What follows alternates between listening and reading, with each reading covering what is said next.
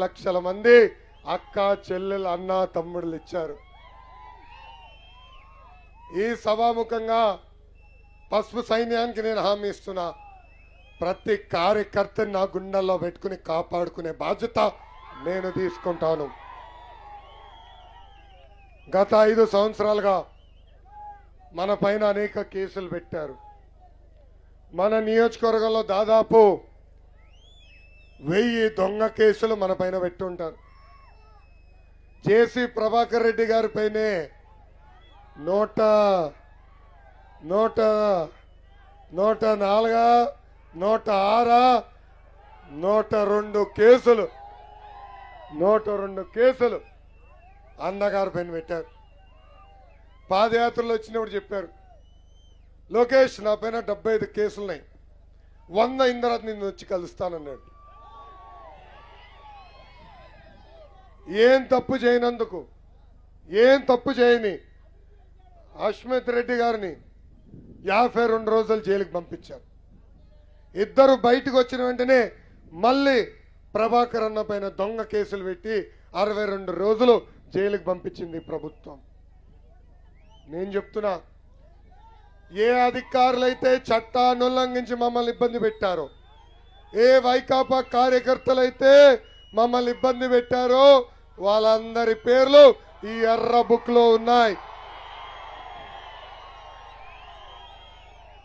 నేను ఎవరిని వదిలిపెట్టను. వడ్డీతో సహా ప్రతిదీ చెల్లించే బాధ్యత నాది అని ఈ సభాముఖంగా కార్యకర్తలకు నేను హామీ ఇస్తున్నా. ఈ ఎర్ర బుక్ ఇప్పుడు సుప్రీంకోర్టుకి వెళ్ళిందండి. సుప్రీంకోర్టుకి వెళ్ళిన తల్లి. లోకేష్ ఊరూరు ఎర్ర బుక్ చూపిస్తున్నాడు, ఊరూరు చెప్తున్నాడు మా పైన కేసులు పెడతాడని. లోకేష్ ని మేము అరెస్ట్ చేయాలి, నాన్ బెయిలబుల్ వారెంట్ జారీ చేయమన్నారు.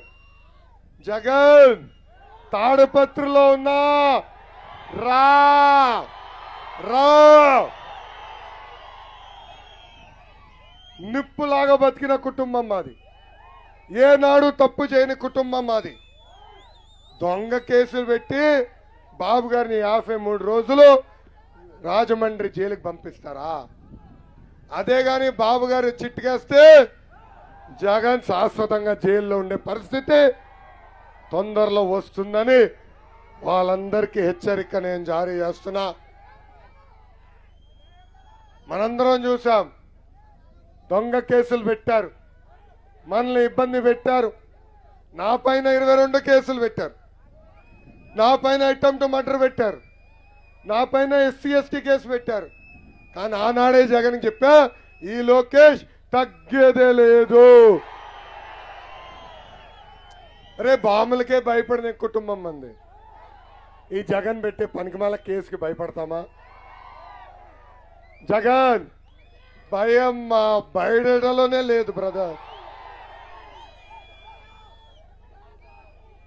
ఆనాడు బాబు గారిని అరెస్ట్ చేసినప్పుడు నాకు ఫోన్ చేసిన మొదటి వ్యక్తి పవన్ అన్న. పవన్ అన్న నాకు ఒకటే చెప్పారు, ధైర్యంగా ఉండు లోకేష్, ముందలకెళ్ళు, ఒక అన్నగా నీకెప్పుడూ అందుబాటులో ఉంటానని ఆనాడు హామీ ఇచ్చారు. పవన్ అన్న ప్రత్యేక విమానంలో ఆ రోజు రావాలనుకుంటే ఏకంగా ఆ విమానానికి పర్మిషన్ కూడా క్యాన్సిల్ చేసింది ఈ ప్రభుత్వం. రోడ్ మార్గంలో రావాలంటే 3 గంటల సేపు బార్డర్లో ఆపేశాడు ఈ సైకో. ఆనాడే పవన్ అన్న నిర్ణయించాడు, తెలుగుదేశం జనసేన పార్టీ కలిసికట్టుగా ఈ సైకోని తరిమి కొట్టాలని ఆనాడే నిర్ణయించాడు. ఏంటది? Hello AP, hello AP, bye bye YCP అని. అందుకే జన సైనికులకి, పసుపు సైన్యానికి పిలిపిస్తున్నా. జన సైనికుల పేరుతో పసుపు సైన్యాన్ని తిడుతూ పోస్టులు పెడుతున్నారు పేటీఎం కుక్కలు. పసుపు సైన్యం పేరుతో జన సైనికుల్ని తిడుతూ పోస్టులు పెడుతున్నారు ఈ పేటీఎం కుక్కలు. మనందరం అప్రమత్తంగా ఉండాలా, ఒకే నినాదంపై నిలబడి ఉండాలా. తెలుగుదేశం జనసేన పార్టీ బలపరిచిన అభ్యర్థి అశ్వత్ రెడ్డిని భారీ మెజార్టీ గెలిపించాలని ఈ సభాముఖంగా పిలిపిస్తున్నాం.